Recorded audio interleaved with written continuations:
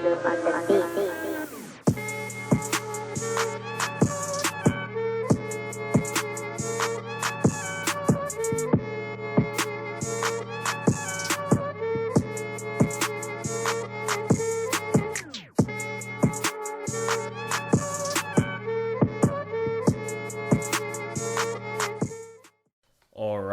welcome back to the channel.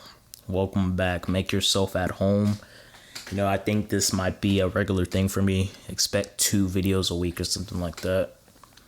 Man, and I'm still thinking about that Raptors Celtics series, how it just went down. First of all, this video I watched that went into the nitty gritty about the war between the two great coaches. You had Brad Stevens for the Celtics and you had Nick Nurse for the Raptors. The series has so many fun things, and I love that it's only a small part of this playoffs, man. In a lot of other years, that would have been the big story, you know, besides the finals, right? It would have been the big story for the first 2 rounds. No, there's so many intriguing, you know, playoff lines to look at, but that's not what this video is about. This video is about a person in this series who's shown they didn't live up to the high expectations that were placed on them. As you can see in the video, Siakam. You probably watched a lot of videos about this man already. I'm just here to give my own take. I mean, he experienced a major drop in production during the regular season. He was putting up around 23 points on 40% shooting from 3, or not 40% shooting, like 35. I'll have the stats up there for y'all. And then he goes to averaging 14. And this goes back to his overall rule, right? To anyone who's not a casual, that the game just slows down in the playoffs. It really separates good players from great players. You can't say Curry averaged 14 in a series. Even for everyone who hates on James Harden, you'll never see him average 14 points in a series. Never, ever, ever.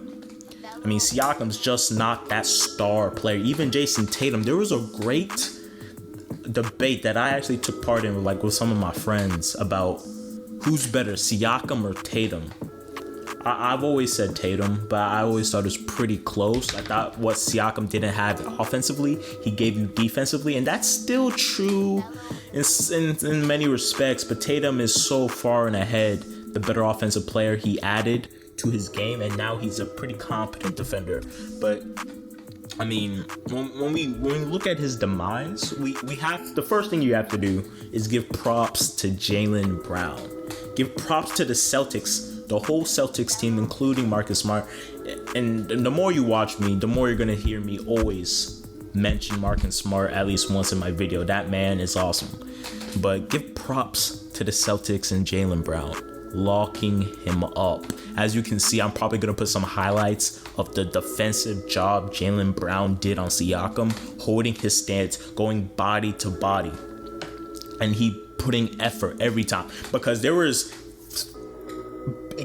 is kind of bewildering how Nick Nurse and the Raptors were intent on saying, Siakam, man, you're an option. We're going to give you the ball in the paint at a standstill and you make stuff create. So Jalen Brown and the Celtics started to understand, hey, this is one of their offensive legs, man. This is something they're going to do. Jalen Brown knew he was going to be targeted, not because he's weak, but just because he's guarding Siakam, and he came up most possessions, like a lot of the possessions. And Siakam has all the physical attributes. 6'9", 6'10", moves like a gazelle. His hip bend is amazing, man. He gets low. In fact, that actually might be so amazing, it might actually be a detriment, because he's always low. He's always in that stance. He's always ready to move laterally, offensively and defensively, right? So what you see is the way he's going downhill, then he gets low against the opposing big, and then he comes up for the layup. I mean, and then he got that spin move, man. I think I might put some highlights about that spin move. When he goes to that spin move, I mean, unfortunately, that's pretty much the only thing in his bag that he really has, that spin move.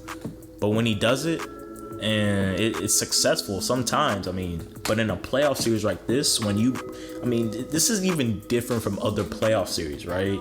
It's not every 4 days or every 3 days. It's every other day. Jalen Brown has memories. Jalen Brown is having dreams of that step back, especially when he's in there watching film right after the game. He's like, okay, man. And they were able to neutralize that as a team. So that's one of the cogs. That's one of the cogs against Siakam, right? He doesn't have an offensive bag. He doesn't have a jump shot. He's not a shot creator like Tatum. He's really most effective going downhill on fast breaks, or you give it to him off a pin down screen and stuff, and you let him have a couple feet so he can do like his step and then a spin move. I said spin over. That's really how he gets a majority of his points, but he is a competent 3-point shooter. He can stand in the 3 and hit some shots. Unfortunately, once again, the Celtics did a great job. What was it? 14% from 3. I heard in some videos that might have been one of the worst 3-point performances for the volume of threes he took. 14% is horrid. It's horrid. Don't get it twisted though. Siakam is a competent 35. I mean, maybe not 35, 33. He's a competent. You can't really leave him open. He's not Westbrook. He's not Dwight Howard, right? He can shoot. But once again, they did a great job on him. Yeah, but it's unfortunate because the Raptors are in this situation. They paid him like the number 1 guy. And I can't really blame them, right? You're coming off the championship, the first championship ever for that organization.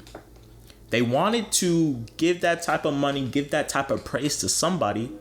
They really did. That somebody was Kawhi.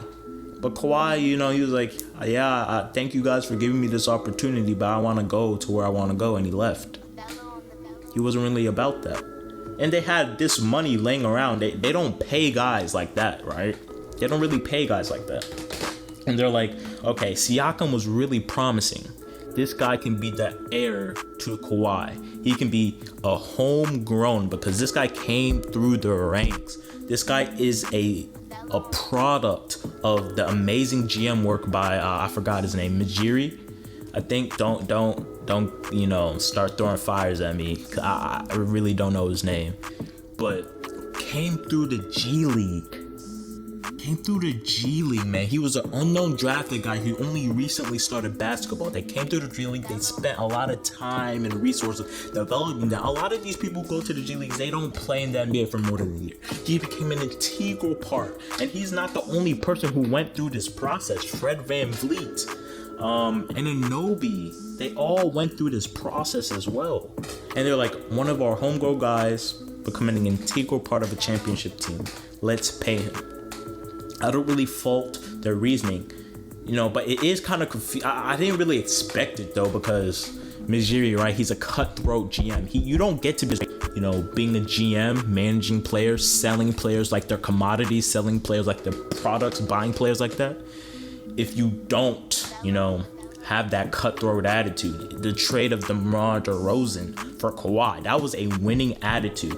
Yes, DeMar gave a lot for that city. DeMar was probably their 3rd ever superstar.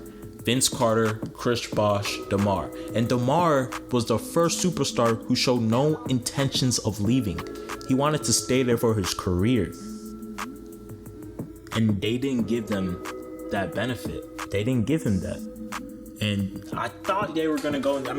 Once again, this offseason is going to prove more interesting. It's going to see how cutthroat Majiri is, especially after having success. Because Siakam, he's locked in for his contract, but you got Marc Gasol has to retire soon, maybe 2 years max. Ibaka is a free agent. Fred VanVleet's a free agent. You got a couple key role guys as free agents. Fred VanVleet's interesting because a team like the Hornets who gave, what was his name, Rozier the bag. Of course, a team like maybe not the Knicks, but there is a team out there looking to give Fred VV the bag. And the only way to keep Fred VV is for you to give him the bag. It's going to be interesting to see if he does. Yeah. That's really all I got. very interesting for Nick Nurse to continually use Siakam at a standstill when it's clear that was never his best attribute. His best attribute was always momentum. He needs to play off that star, like a Kawhi. He needs to play off a star like that so he can get these looks. He can get that, shot on the corner. Boom, boom, boom. The defender's rushing at him and boom, he gets a running start. Douche. He has momentum to carry it to the hoop. And I don't know, man. It's like they wanted him because I think this really goes back to it. I was one of those people that said, yeah, the Raptors are great with Kawhi. This is when I really, even though I picked the Raptors to win last year at the beginning of this year, I was still like, they don't really need Kawhi like that, right? They don't need that closer. They don't need that superstar. But it's clear that they do. Nurse knows they do. He was hoping Siakam could be that transcendent player. He was hoping, he was begging every time. Doesn't matter, brick after brick. He continually gave it into the post and said, create for us. Get us this W. We need you. We need you, man. And it just didn't work out. You definitely don't trade him. I don't think anyone would really trade for him. Maybe, some people throwing out the Warriors. Who needs wings? The Trailblazers would be an interesting trade because I don't think you're getting Paul George. There's not many other wings. Maybe they go for Victor Oladipo.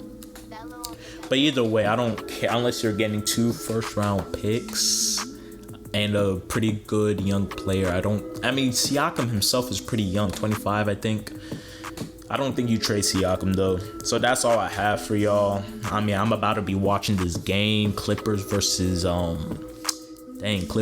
Nuggets. Very interesting. And, I would see that series made me want to start making these stuff, even if it's only like 30, 40 people listen and they only listen like 4 or 5 minutes.